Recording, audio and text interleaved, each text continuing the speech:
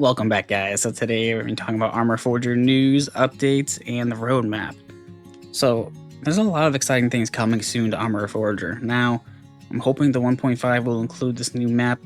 I don't really know. I read through this already, and there's no mention of it coming with 1.5, but I know 1.5 is supposed to be a big update, and I'm assuming that this is going to be included with it. Now, obviously, you've seen a lot of videos on YouTube about this already. Like, there's probably 20 or 30 different content creators who have covered this. So that's why we're going to be focusing on the roadmap mostly today. But we'll scroll through right here. I'm not going to read through everything right here. I do not know how to pronounce this name, the name of the map. No idea. But what's cool is the autumn breeze. Everything is autumn kind of style. You know, there's pine trees. You get some autumn trees over here. Something to mention is the ghillie wrap. That's really cool. Now, like I said, I'm not going to go ahead and go into every little detail and try and depict every little thing in the picture. So many people have done that already. We've got a nice helicopter flyby here. You get to see the tall mountain, some trees, looking beautiful. Coal mining, and it's on its way. Now this picture, I love this picture with the red light and the knife with the hat. That's so cool. But yes, this will be coming soon. Now in this whole passage, it doesn't say anything about it coming with 1.5, but I really think it's gonna be, as well as the stuff in the roadmap. Now we're gonna go ahead and go to the roadmap right now. Alright, down here on the roadmap, obviously you have ground support, which is all in the game already. There's one thing under air assault that's not in the game yet, that is mortars will be deployable and will be able to be disassembled. Now, we'll talk about that in a few minutes. That is very exciting.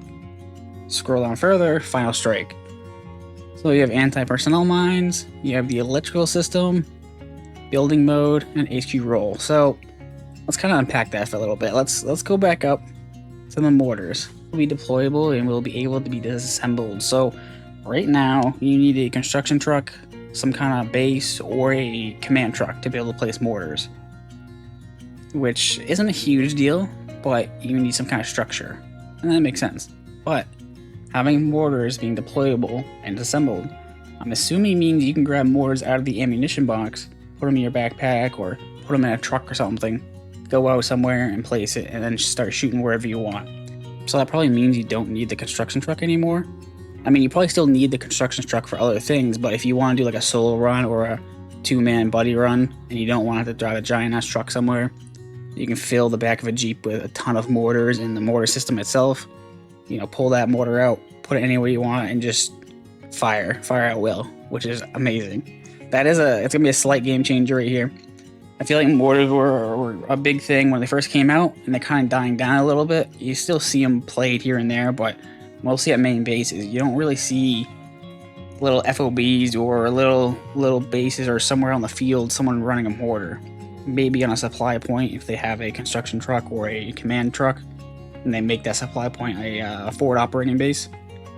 But I don't know. I mean, like I said, this is kind of going to change the way how you use the mortars. That's pretty cool. And I've heard somewhere, I don't know if it's true, that the 50 cal turrets are going to be able to disassemble too. So I'm wondering if you can, like the machine gunner nest, take them out and then replace it somewhere, or like free place on the ground somewhere, like you can in mortars. That would be really cool. Alright, the next thing is going to be anti-personnel mines. Now, this right here seems like a little thing, but it's actually a lot bigger than you think it is, because obviously we have landmines now for vehicles, which is awesome. But anti-personnel mines are going to be, you can place them in buildings, doorways, choke points, anywhere around your base. Obviously, I recommend you flagging it on the map so people, your teammates know where the mines are. Now, let's use our imagination for a second. Imagine you are down by Morton, the coastal base Morton, and you know how people snipe from that ridgeline all the time? Imagine if when you build your base up, you go out there with a bunch of landmines, anti-personnel mines, and place them in that little forest ridgeline. So now when people are sniping, they have a chance of hitting a landmine. Like that's really cool. That, and I think buildings are going to be the biggest thing, placing in doorways or certain spots of the buildings. So when you have someone trying to camp a building, you know, they're not going to be able to get in there anymore unless they see the landmine ahead of time. Kind of cool, I don't know, just, you know, like I said, my thoughts. Alright, the electrical system. So both islands will have their own electrical grid. So this is, I don't know, kind of concerned about how it's worded, but I mean, this roadmap's been out for a while before they had the intention of making the new map. Both islands, they're assuming Arland and Everon. But if this electrical system comes out the same time the new map, I'm assuming they're going to have it on the new map, infrastructure and buildings will be supplied with utility power. So that means you have to go to a power station and turn on the power if it gets turned off, which can change the game of how to play it. So like, I feel like this is going to affect the base game more than modded, because if you're modding, you're going to have NVGs and nighttime's not really an issue. Unless the power grid affects your bases, like how you call in vehicles and stuff. But even the lights at your MOB or your FOB, all those bases have the generators of the lights and stuff, so I don't think it would affect any of that, but it could. It'll be possible to disrupt and restore the supply of utility power from points of distribution, meaning those supply points, like some kind of power grid system, like not like a factory, but you know what I mean, like those gated off areas. There's one by Figari up by one of the bases up there, there's a little power area.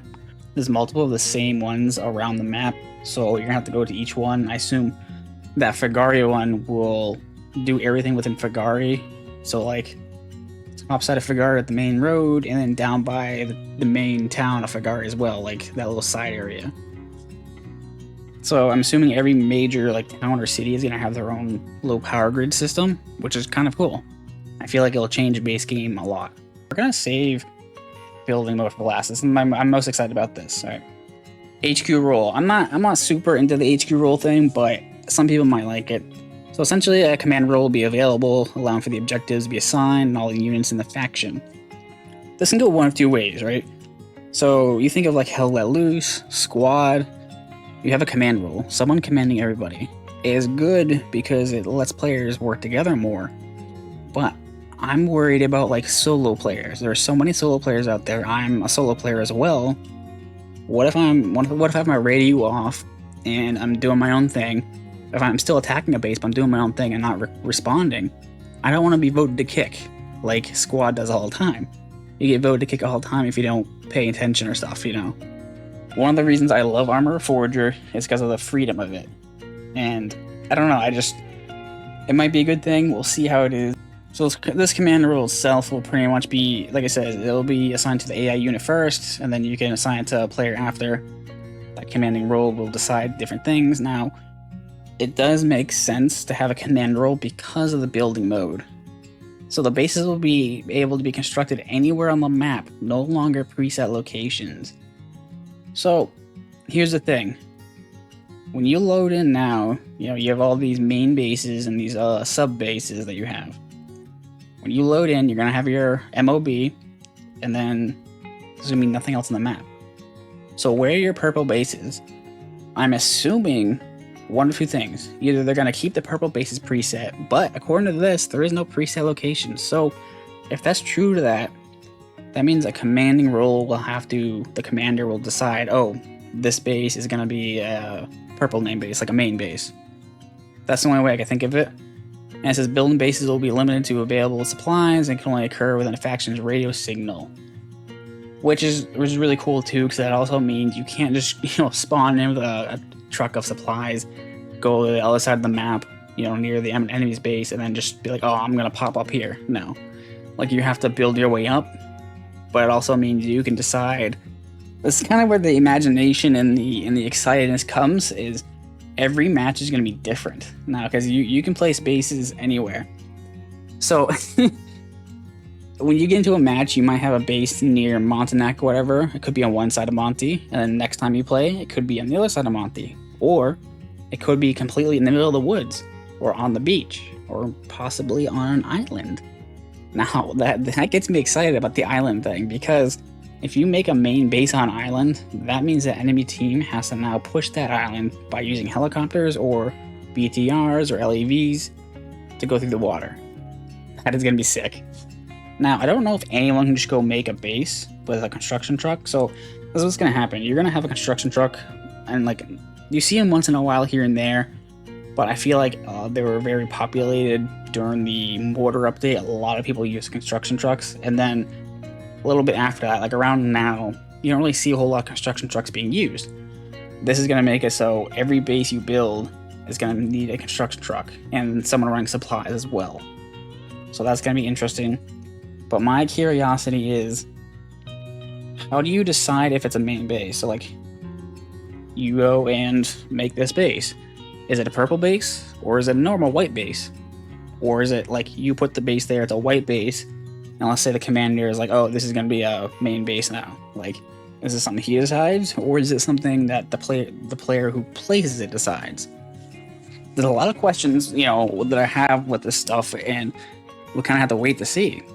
Another issue I'm worried about is, how do you get rank now? Obviously, you can run supplies to your base to get rank.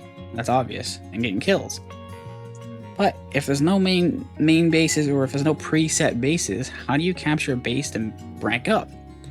I'm assuming, obviously, like when you have all your bases up and stuff, if you go capture an enemy base, you get rank for that. Obviously, that's kind of, given. But I'm assuming when you build the base, you get the same style of rank as if you were to capture a base. So like if you and 5 other guys were building this base or around the area, when you place the HQ tent, you get the rank for it. That's what I'm assuming. I'm hoping so, because obviously at the beginning of the match is very vital to get high rank, to be able to use those weapons, and all this other stuff.